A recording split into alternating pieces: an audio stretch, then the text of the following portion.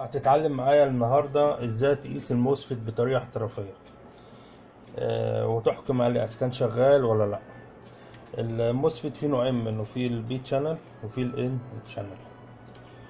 الموسفيت بيتكون من 3 اطراف، اللي هو الجيت والدرين والسورس، وده الاختصار بتاعهم. نفس القصة في البي تشانل، جيت درين سورس. الاختلاف بين الان تشانل والبي تشانل ان هو الان تشانل بياخد نبضة موجبة. البي تشانل بياخد نبضة سالبة عشان يشتغل. طبعا انا جايب لك موسفيت اللي هو اتنين موسفيت، اللي هو البي 240 اهوت، بي 240. وفي عندي الموسفيت اللي هو 92 بي 9240 اللي هو ده. هعلمك دلوقتي ازاي تحكم عليهم اذا كانوا شغالين ولا لا بطريقة احترافية. خلاص، وعرفنا الفرق بينهم، ان هو في واحد بيشتغل بنبضة موجبة وفي واحد بيشتغل بنبضة سالبة.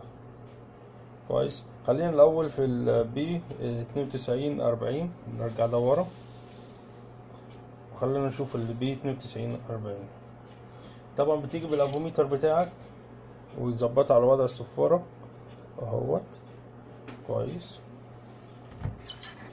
وهتيجي على الجيت على السورس والدرين، وهتقف باطراف الافوميتر، سواء هتقف باطراف الافوميتر على الجيت والسورس.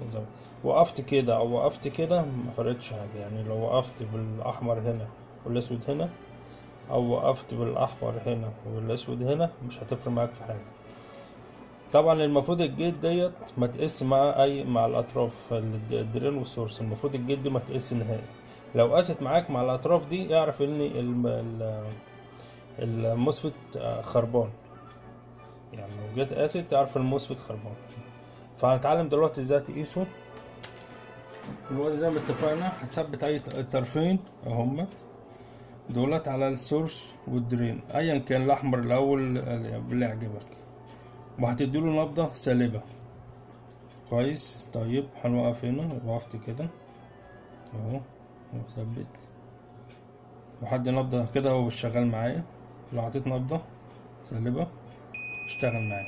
عايز اوقفه، هو شغال معايا، عايز اوقفه هديله نبضة موجبة اهو، هديله نبضة موجبة كده، وقف معايا اهو، وقف مش شغال. هرجع تاني اديله نبضة سالبة، هشيل اهو وارجع على الجيت واحط على الجيت نبضة سالبة اهو، وانا مثبت ايدي على السورس زي ما انا اهو، اشتغل معايا. هرجع تاني على الجيت واديله نبضة موجبة عشان اوقفه اهو، نبضة موجبة، وقف معايا اهو مش شغال اهو.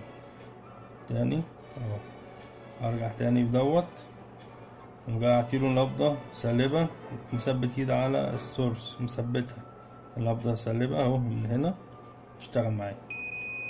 خلاص كده قياس الموسفيت ده النبضة سالبة. نرجع للتاني، الموسفيت التاني اللي هو 240 ده ان تشانل، وبياخد نبضة موجبة عشان يشتغل.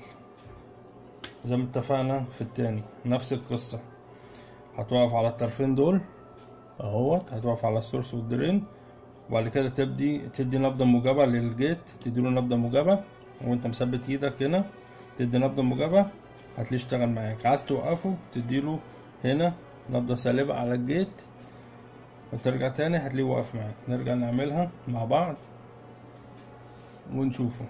دلوقتي انا هثبت ايدي اهو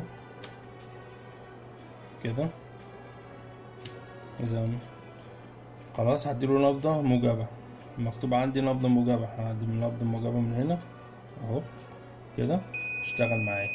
عايز اوقفه يبقى اديله نبضة سالبة، هحرك السالب هنا اهو هنا، وقف معايا، وقف.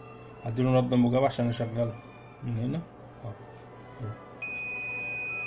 نبضة سالبة عشان اوقفه من هنا، اديله نبضة على الجيت وارجع تاني وقف، نبضة كده وقف. هديله نبضة موجبة عشان اشغله على الجيت، ارجع على الجيت اديله نبضة، ارجع تاني اشتغل معايا، وقف نبضة سالبة كده اهو، وقف معايا مفيش اي صوت.